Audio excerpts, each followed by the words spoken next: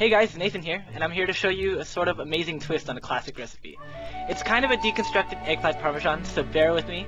I had a great time making it and eating it, so I hope you guys do too. Thanks.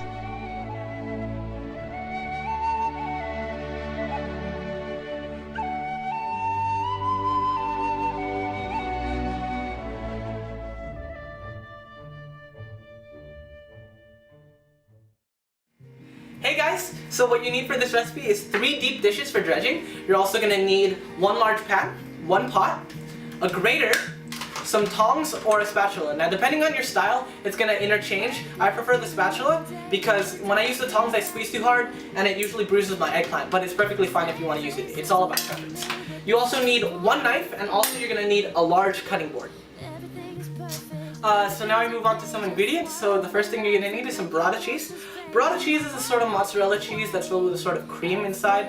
It's really fluffy, that's why I prefer it in this dish. But if you don't have burrata cheese, it's perfectly fine. You can go get some really soft mozzarella cheese. It works fine in this recipe. You're also going to need 1/2 cup of milk, 1.5 cups of all-purpose flour. You're going to need 10 to 12 basil leaves. Now, I have a fresh basil plant here, but if you don't have that, you can just go to the market and get some normal basil. It's perfectly fine.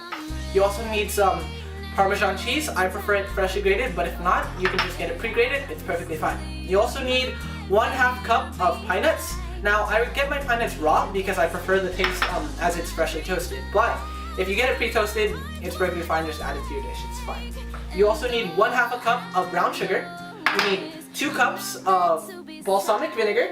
You need some pepper, freshly ground preferably, but if not, it's perfectly fine. And you also need some salt. Now, I prefer sea salt, but you can also use iodized. Now, you need 3 eggs if they're small, but if they're large, you use 2 eggs. And you need extra virgin olive oil, and you make sure it's high quality, because if it's low quality, then when you're eating a low quality olive oil, it usually tastes not as fruity and not as fresh in your mouth, so you want to get a high quality olive oil, because usually you don't eat raw olive oils, but now you are, so there you go. You also need eggplant. Now the eggplant has to be very durable, very large, and also has to be able to take a beating from the olive oil and the frying that you're going to be doing. So I chose the Italian eggplant, so let's get started. Hey guys, I'm back. So for the first step, you're going to want to toast your pine nuts. If you have pre-toasted pine nuts, just skip this step, but if not, just follow along. Me, I enjoy freshly toasted pine nuts, so let's get started. So you want to keep your heat on a low to medium-low setting so as to not burn your pine nuts, and then add your pine nuts. Make sure you always keep your pine nuts moving so they don't burn, and I'll get back to you once they're ready.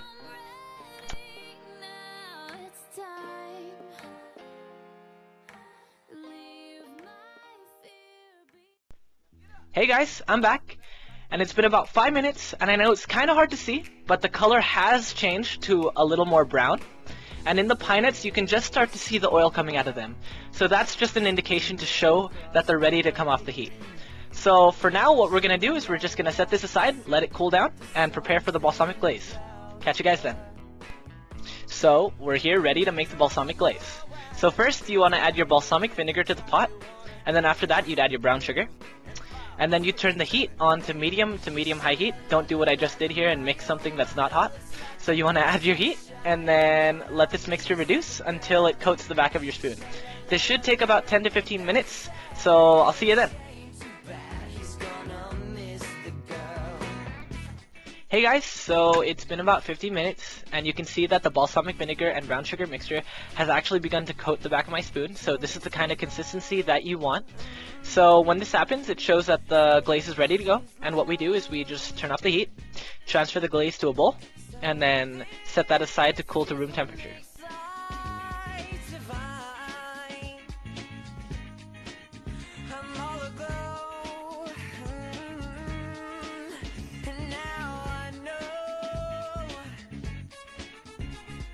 Hey guys, so what we're going to do now is prep our eggplant.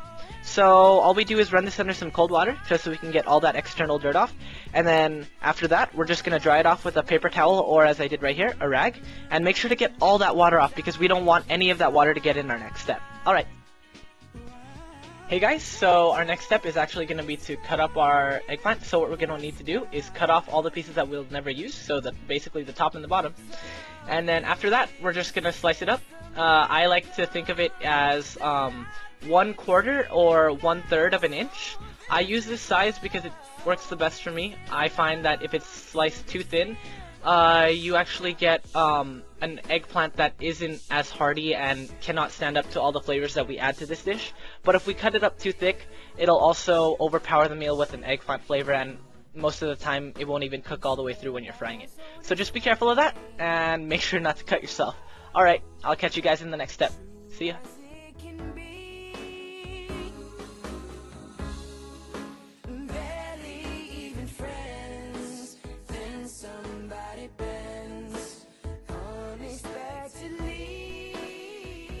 Okay guys, so the next step is to prepare our judging station.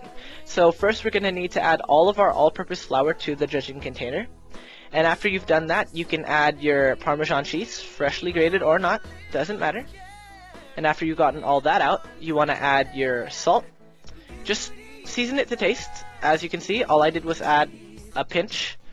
And after that, you just want to hand crank out some black pepper, or the already ground black pepper is fine too. And after you've done that, you just want to give it a mix. It's perfectly fine to do it with your hands as long as they're clean. So, catch you guys later.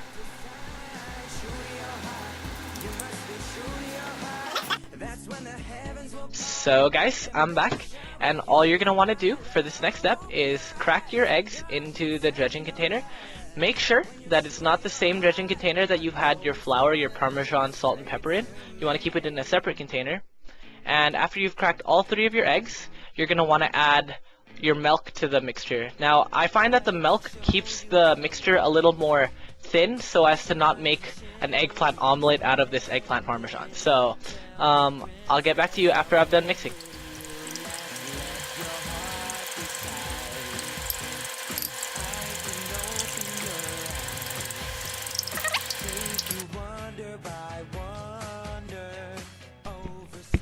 Okay guys, so after all that, you're ready to dredge. So add your eggplant to your dry ingredients and coat that thoroughly. After that, you want to add it to your wet ingredients, which is the egg and the milk, and coat that thoroughly. And after that, you want to add it a second time to your dry ingredients again.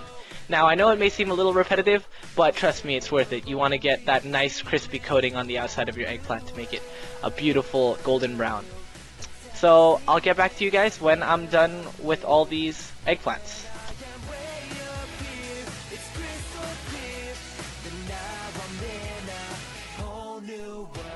So guys, I'm on my last eggplant now, so all I'm going to do is dredge this one last time. So coat it in the dry ingredients. After that, add it to the wet ingredients, and the last time in the dry ingredients.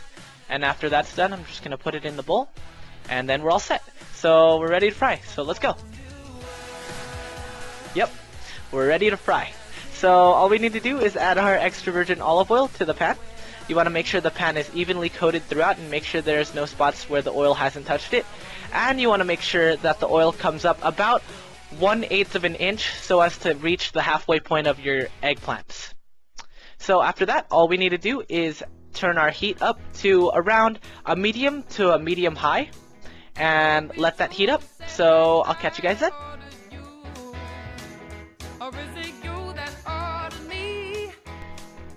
Okay guys, so now we're ready to fry. So we just need to check if our oil's ready. So just sprinkle in some water. And if it sizzles like that, you're good to go. So all we need to do is add in our eggplant. Now these eggplant are going to cook for 8 minutes total, 4 minutes on each side, or just until each side turns golden brown. Make sure that these eggplant don't touch each other or else they'll stick together. And also make sure you don't overcrowd the pan or else the oil will get to a lower temperature and it won't make that beautiful golden brown crust on the outside. So I've gotten to the last of our eggplants, and all we need to do is transfer them into our plate with paper towels so to absorb all that oil that we have excess. And after that, we're ready to assemble. So turn off the heat and let's do this. Okay guys, last step, assembly. So what you're going to need is a nice plate and your fried eggplant. You want to put that in the center of your plate. And after that, you're going to want to use your grater to grate up some of your Parmesan cheese. Just a thin layer on top of your Parmesan eggplant. And after that, you're going to want to grind up some of your black pepper on top. Not too much, or a lot, depending on how much you like pepper. And you just want to add a pinch of salt on top of that.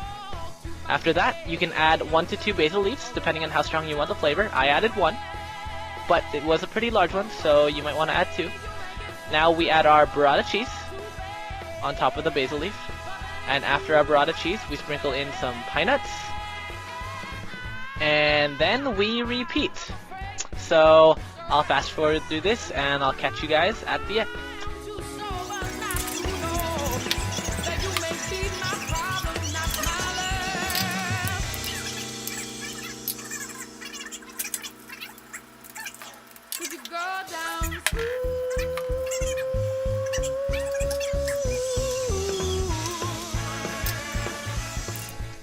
Okay guys, so for final plating, just take the tip of a basil plant and use it as garnish.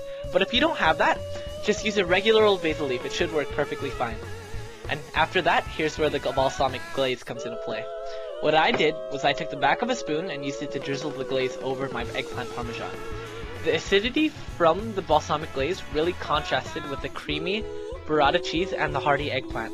The perfect melding of these two contrasting flavors really makes the dish for me. After that, you just want to top it off with some cheese, freshly grated of course. And once you're done grating that cheese, you just want to drizzle some extra virgin olive oil on top. For me, I enjoy a lot of extra virgin olive oil, so I just sprinkle it on top generously. And after that, you're just ready to go. So, I hope you enjoy.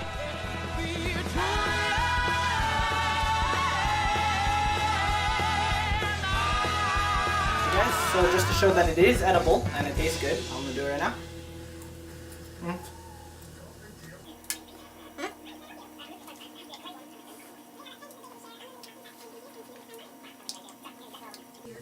So I like it. Hope you guys do too. And thanks for watching.